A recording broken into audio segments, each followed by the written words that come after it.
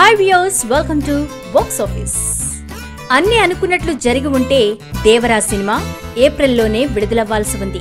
కానీ పెద్ద సినిమా, పైగా పాన్ ఇండియా రేంజ్. దాంతో ఆ పాన్ కష్టాలు తప్పేట్లు లేదు. కొరటాల శివ దర్శకత్వంలో జూనియర్ ఎన్టీఆర్ హీరోగా ప్రారంభమైన దేవరా ఏప్రిల్ నుంచి ఎక్కడికి వెళ్ళిందో ఎవ్వరికీ అర్థం కాని పరిస్థితి నెలకొంది.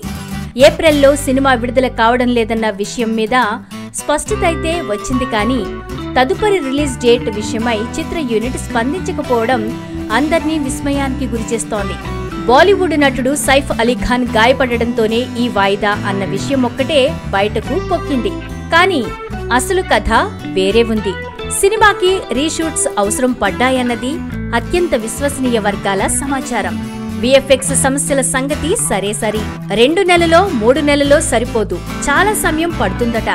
రీషూట్ అంటే కథ మళ్లీ మొదటికొచ్చినట్లే. ఇప్పుడైతే విడుదలకు కష్టమేనని ఫిల్మ్ నగర్లో వార్తలు వినిపిస్తున్నాయి.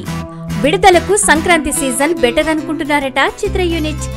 ఆల్రెడీ 2025 సంక్రాంతి మీద చాలా సినిమాల కన్నుపడింది.